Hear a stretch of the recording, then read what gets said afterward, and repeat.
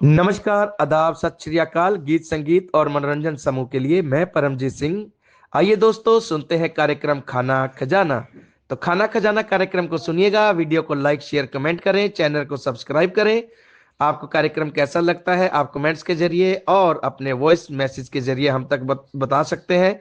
और अगर आपकी भी कोई रेसिपी आप हम सभी के साथ साझा करना चाहते हैं तो हमें हमारे इस नंबर पर 9873231623 पर अपनी रेसिपी वॉइस मैसेज के माध्यम से रिकॉर्ड करके भेज सकते हैं। धन्यवाद। गीत संगीत मनोरंजन ग्रुप में मैं संतोष बात कर रही हूँ गाजियाबाद से। और भाई मैं खाना खजाना में आई हूँ, तो मैं बताऊंगी आज। पहले तो ढोकला बताएंगे। ढोकला बनाएंगे 200, जैसे कि 200 ग्राम बेसन। 200 ग्राम बेसन में मतलब थोड़ा सा नमक चुटकी भर और थोड़ी सी चीनी, उसमें आधा चम्मच, और उसमें ऐड करके पानी उसको उसमें डाल डाल के उसको इतना करना है, ऐसा ऐसे करना, ना तो ज्यादा गाढ़ा हो ना ज्यादा पतला। उसमें उसके बाद में उसमें थोड़ा आधा चम्मच जो है रिफाइंड तेल या रिफाइंड मतलब ऑयल जो भी हो वो डालना है। उसके बाद में क्या है, उसमें फिर इनो डालना है। इनो डाल करके उसको, और हाँ सॉरी, आधा चम्मच हल्दी भी उसमें ऐड करनी है। और उसमें डाल के इनो डाल करके उसको अच्छे से मैश करके खूब अच्छे से जब वो फूल जाएगा तो उसमें जिसमें हमें ये बैटर भरना है, तो इस उसमें भी थोड़ा सा ऑयल लगा लें। ऑयल लगा करके फिर उसको किसी स्टैंड पे, मतलब अगर स्टैंड वो है तो क्या कहते हैं इसका, स्टैंड है तो ठीक है, जो ये सांचा जो बोलते हैं जिसे। और नहीं तो भाई स्टैंड पे रख के और पानी उसका 1 गिलास पानी डाल के और उस पे रख दे गैस पे। फिर उसके बाद में उसको 15-20 मिनट 15 मिनट के लिए रख दो। फिर अपने जो है वो इडली बन के तैयार, ढोकला बन के तैयार हो जाएगा। तो ये है इसकी रेसिपी। और पनीर का ढोकला स्टार्ट। मैं गीत संगीत मनोरंजन ग्रुप में मैं फिर से, तो अब मैं बताऊंगी पनीर का ढोकला। पनीर के ढोकले के लिए पहले हमें आधा कप बेसन लेना है, और उस बेसन में थोड़ी सी क्या नाम है, थोड़ा सा नमक डालना है, थोड़ी हल्दी और थोड़ी सी हल्की मिर्च डालनी है। और उसको पानी डाल डाल के उसको मैश करना है। उसके बाद में उसमें थोड़ा सा ऑयल डालना है, और उसके बाद में उसको अच्छे से खूब मिला करके उसको फिर उसको 10 मिनट के लिए रख देना है। फिर उसके बाद में उसको ऑयल डालना है। ऑयल डाल के उसको समय नहीं देना है।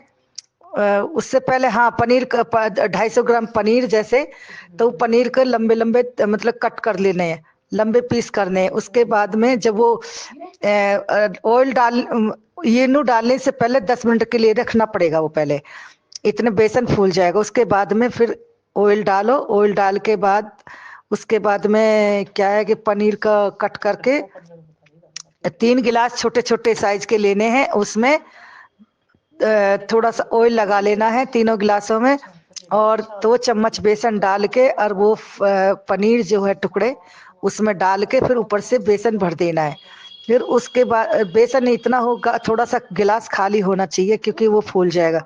फिर गिलास में कुकर में 2 गिलास पानी डाल करके और उसके अंदर वो गिलास रख देने हैं मंदी गैस पे, यानी कि सिम गैस पे रख देना है। फिर उसको 15-20 मिनट तक के बाद में वो बन के तैयार हो जाएगा।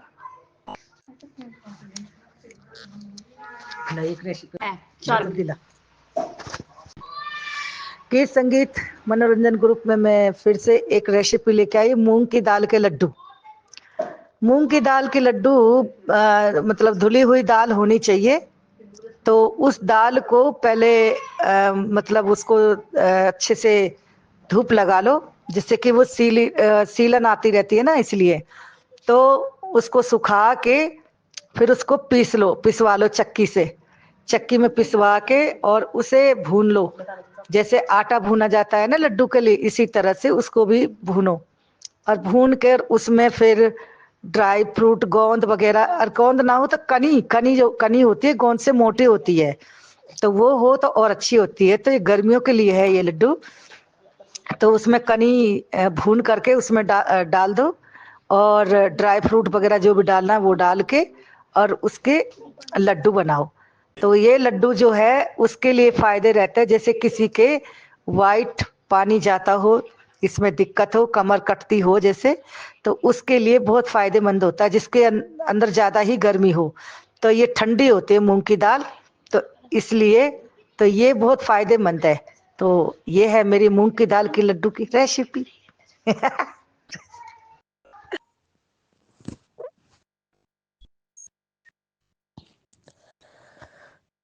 Good evening. गीत संगीत मनोरंजन ग्रुप के लिए मैं साधना, और आज संगीता जी का बर्थडे है, तो संगीता जी को एक बार फिर से हैप्पी बर्थडे। और कार्यक्रम चल रहा है खाना खजाना, तो आंटी जी बहुत बढ़िया मूंग का लड्डू बनाया और खिलाया, अच्छा लगा। और सोच रही हूँ मैं भी कुछ बताऊं, तो आज हम आपको बताते हैं रसाज। ये एमपी का डिश है, मतलब हमारे ससुराल में ज्यादा बनता है ये। तो रसाज कढ़ी में भी डाल के खाते हैं, तो बताते हैं आपको कि रसाज कैसे बनाते हैं। नया मतलब बेसन खरीद के लाते हैं या पिसवाते हैं, जो भी हो, चक्की से खरीद के लाते हैं, जहां से भी खरीद के लाए। तो कढ़ाई में डालें और थोड़ा पानी डालें, जितना बनाना हो अपने हिसाब से। पानी डाल के और बेसन डाल के थोड़ा सा, मतलब अंदाज से, मतलब ज्यादा पानी ना रहे, इतना रहे कि बस वो उसमें घुल जाए, हो गया। फिर उसको धीमे आंच करके औटते रहे बेसन को, कढ़ाई कलछुल से चलाते रहे। जब वो गाढ़ा हो जाएगा तो फिर क्या करें कि एक थाली में तेल लगाकर उसे फैला दें, और उसके बाद वो गाढ़ा वाला बेसन कढ़ाई से निकाल के उसमें फैला दें। और कुछ देर बाद फिर उसे देखिए कि वो जम गया है, तो उसे चाकू से काट ले। चाकू से काटने के बाद फिर उसे तेल में फ्राई करते हैं। तो बहुत लोग उसको ऐसे ही थोड़ा सा खाते हैं, मतलब कुरकुरा कुरकुरा रहता है, क्रिस्पी क्रिस्पी। और फिर जो कढ़ी बनाते हैं तो उसमें डाल के दिया जाता है रसाज।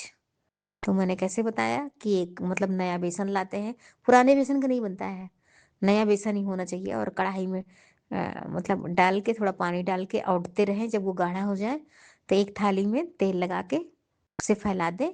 फिर बाद में उसे चाकू से काट लें, बर्फी की जैसे लंबा लंबा, कभी कभी तो एकदम टोस्ट के टाइप का, मतलब उसका डिजाइन होता है, कट जाता है। तो फिर उसको मतलब तेल गरम करके उसको फ्राई कर लें। तो फिर जब कढ़ी बना के उसको ऊपर से डाल दें, मतलब मिला दें, ऐसे मतलब टूटे ना। कढ़ी में डाल के कढ़ी चावल और रसाज कढ़ी इसको बोलते हैं, ठीक है। और हमारे ससुराल में भी एक ये भी बनता है, उसको इंडरहर बोलते हैं। तो क्या होता है कि जैसे चना, मसूर, उड़द, तीनों को दाल मिक्स कर ले, ना रहे तो केवल चना मसूर ले ले, नहीं तो चना उड़द ले ले, और रहे तो तीनों मिक्स कर ले, चना और उड़द, मसूर। तो इसकी दाल मतलब भिगाते हैं, फिर उसको मिक्सर में ग्राइंड करते हैं, और फिर उसमें लहसुन, मिर्चा, धनिया डालते हैं, नमक भी डालते हैं, और खड़ा मसाला भी डालते हैं।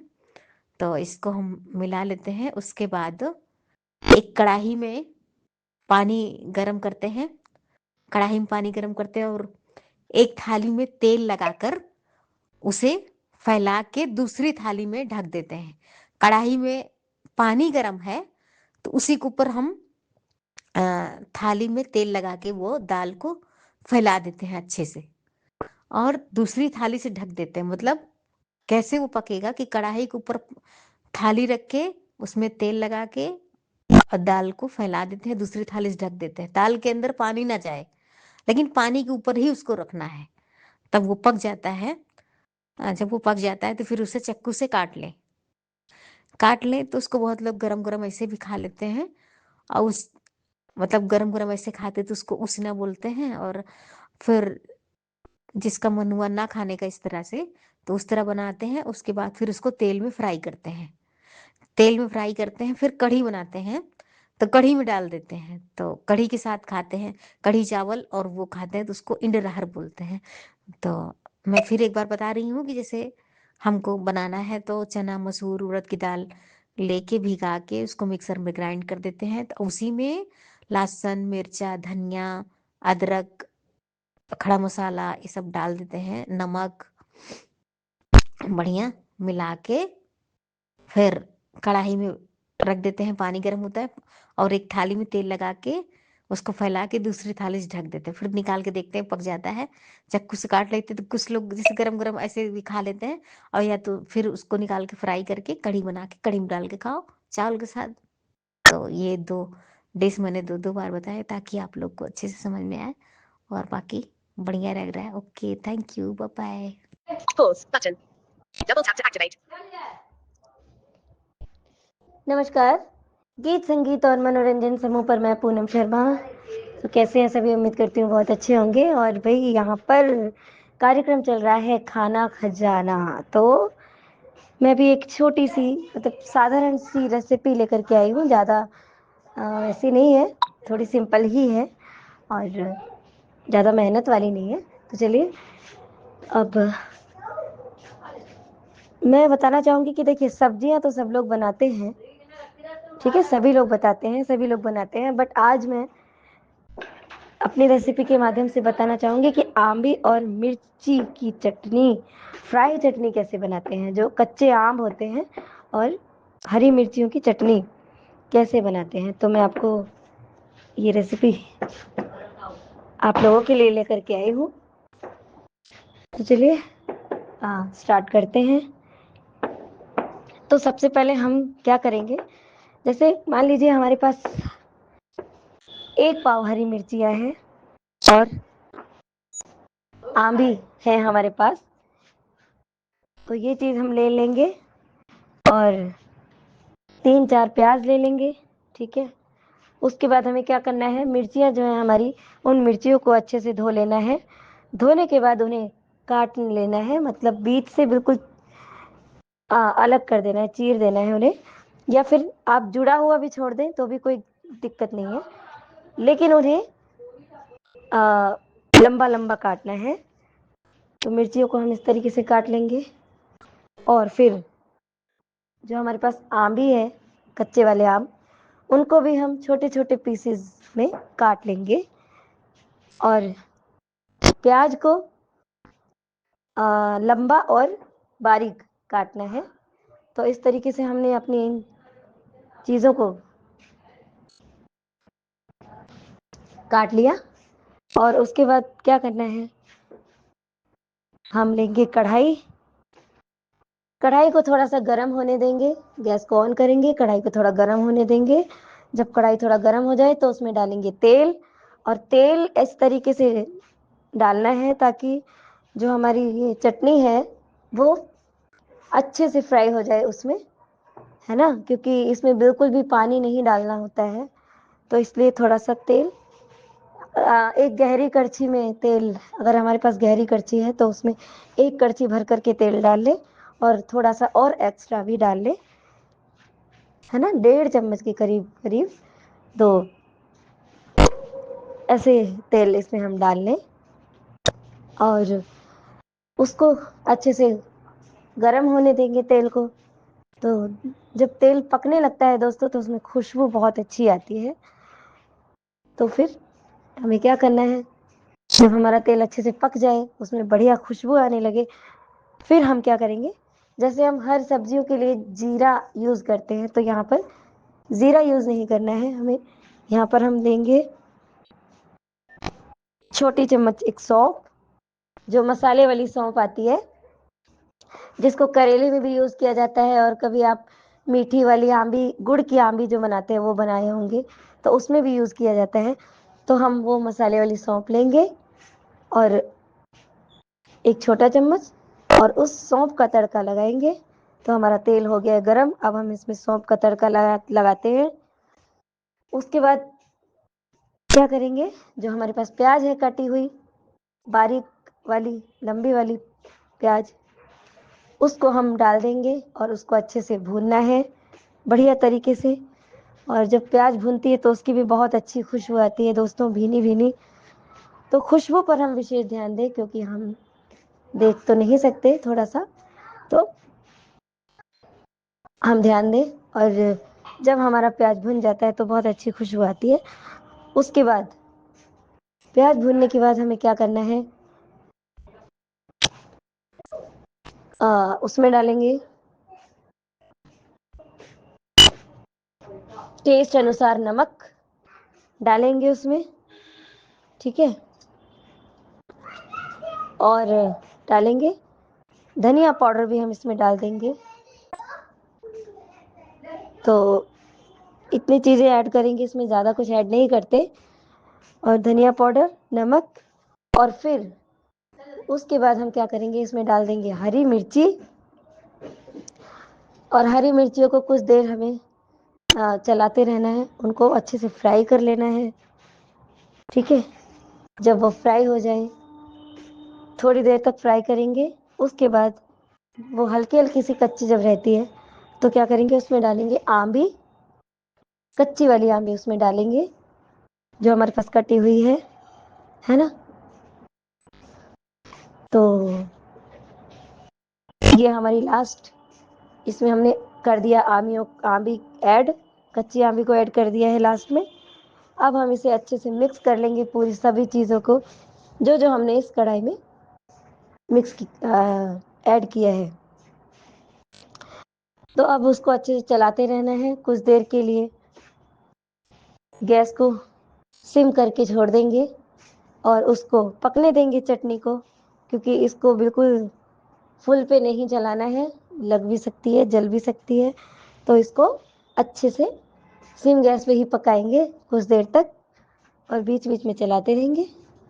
और साथियों, जब कोई भी चीज़ पक जाती है तो इतना अंदाज तो हम सब लगा ही सकते हैं कि ये चीज़ पकी है या कच्ची है ना, चख के या जैसे भी। तो इस तरीके से जब हमें लगेगा कि हमारी ये चटनी अच्छे से पक के बढ़िया से तैयार हो गई, तो अब हम इसको बंद कर देंगे। ज़्यादा मेहनत नहीं है दोस्तों, और जितनी इसमें कम मेहनत है उतना ही चटनी बहुत अच्छी और बहुत स्वादिष्ट बनती है। और फिर जब हमारी ये पक जाए तो इसको हम कर देंगे बंद। और साथियों, इसको आप कभी भी खाइएगा, ज़्यादातर पराठे के साथ इसको खाने में बड़ा मज़ा आता है, बहुत अच्छी लगती है। और ये बात है, रोटी के साथ भी मैं खाती हूँ क्या, लेकिन पराठे के साथ तो बहुत टेस्टी लगती है ये आंबी मिर्च की चटनी ना, खट्टी खट्टी बनती है तो बहुत टेस्टी लगती है। तो चलिए, आप सभी से मेरा निवेदन है कि आप लोग इस अगर आपको रेसिपी पसंद आई हो तो आप इसको ज़रूर ट्राई करके देखें और बनाएं, और इसको खाकर देखें कि इसका टेस्ट कैसा होता है। और अगर आपको अच्छी लगती है तो बताइएगा ज़रूर कि कैसी लगी ये चटनी, कच्ची आम और हरी मिर्ची की फ्राई चटनी, ठीक है। तो यहीं पर मेरी ये रेसिपी ख़त्म होती है। तो चलिए, अब फिर मुलाकात करेंगे नेक्स्ट वीरवार किसी नई रेसिपी के साथ। तब तक बने रहिए आप सभी लोग गीत और संगीत और मनोरंजन परिवार के साथ, ठीक है। Okay, bye bye, take care. Send button. Turn on new ones. Send button. Double tap to activate. Good evening. गीत संगीत मनोरंजन के लिए मैं संगीता बात कर रही हूँ। कैसे हैं आप लोग दोस्तों? यहाँ चल रहा है खाना खजाना में मैं आई हूँ। तो मैं आज खीर की रेसिपी लेके आई हूँ। तो खीर कैसे बनाते हैं सुनिए बताती हूँ। जैसे 1 किलो दूध है, ठीक है, तो उसमें थोड़ा जैसे अब ये मतलब थोड़ा पानी डाल देते हैं, थोड़ा सा, ज्यादा नहीं, 1 गिलास करीब। तो 1 गिलास करीब में फिर बनाते हैं खीर। तो फिर दूध को उबाल के फिर उसमें जब जैसे दूध थोड़ा सा बहुत उबलने लगता है तो डालते हैं उसे, मतलब आधी कटोरी से कम चावल, आधी कटोरी से कम चावल डालते हैं। तो उसको पकाते जाते बिल्कुल जब वो पक जाती है, ठीक है, तो उसमें मतलब बन के जब तैयार हो जाती है,